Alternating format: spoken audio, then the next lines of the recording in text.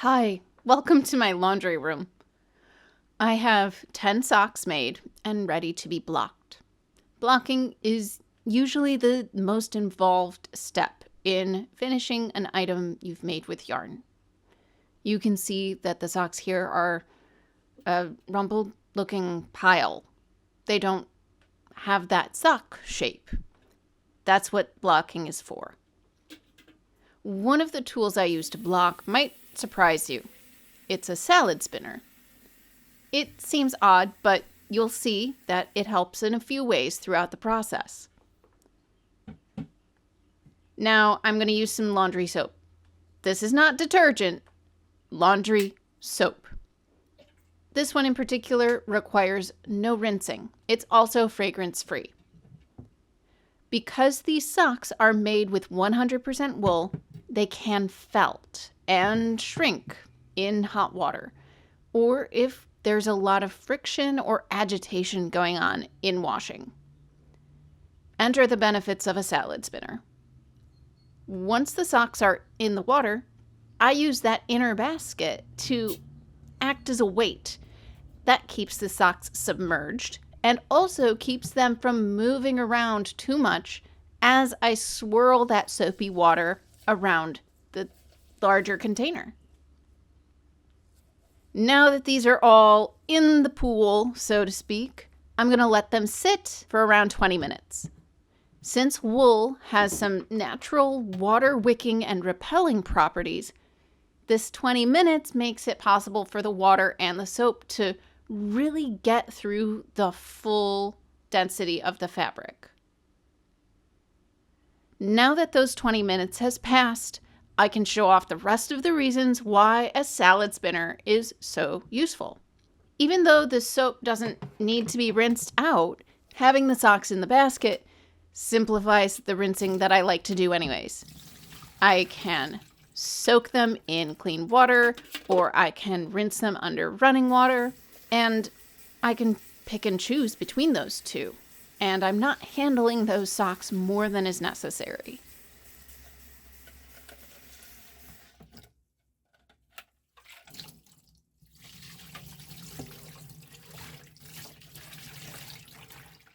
Now, the last thing I need the salad spinner for is, well, the same thing I'd use it for in the kitchen.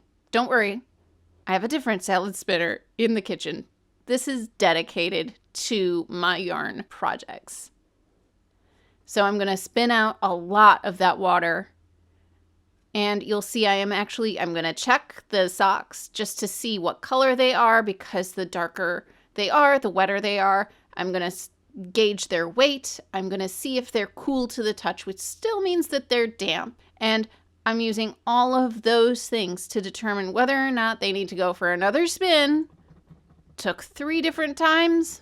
We'll get them on the towel and on to the next step.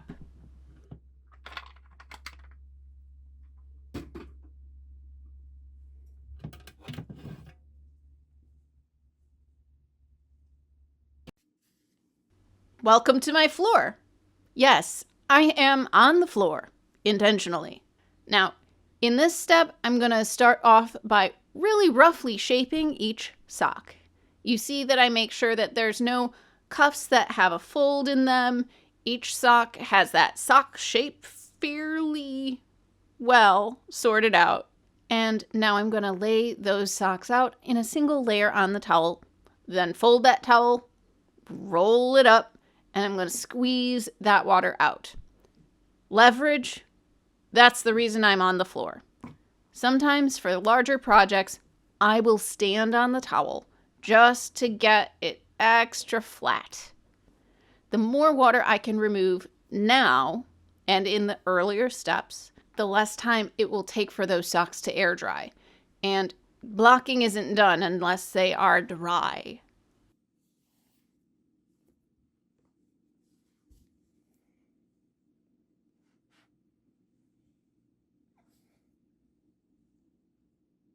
Welcome to my desk. The final step of the active blocking process is this final shaping.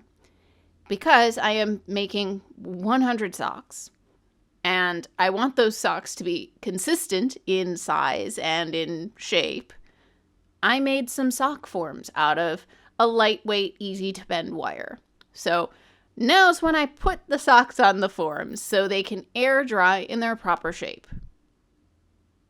You will see that there are going to be socks where I'm spending a little bit more time adjusting how that heel sits within the heel of the sock form. I'm also making sure to check that the columns of those V's of the stitches are straight, because I don't want the fabric of the sock to twist, because that's going to make it weird and it won't be the same. By paying attention to these little details now, I'm going to make it a lot easier on me when it comes to knowing that sock number 1 is going to look the same as sock number 100.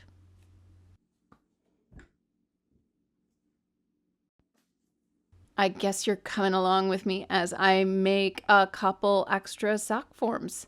So here I am with my delightful wire cutter and pliers, working with some metal.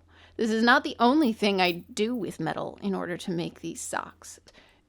As long as weather in my little subtropical corner of the world permits me to, I hope to film all of those parts of the process and share those with you soon.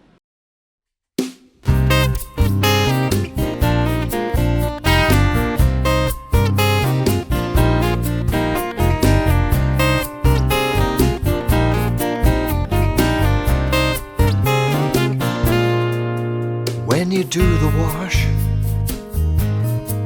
why do you always lose one sock? Why do women always pick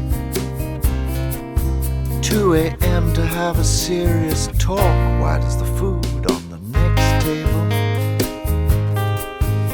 always look better than yours? Why do I get older when a wine matures? I don't know, I guess it's the way she goes. It's the way she goes. The way she goes. The way she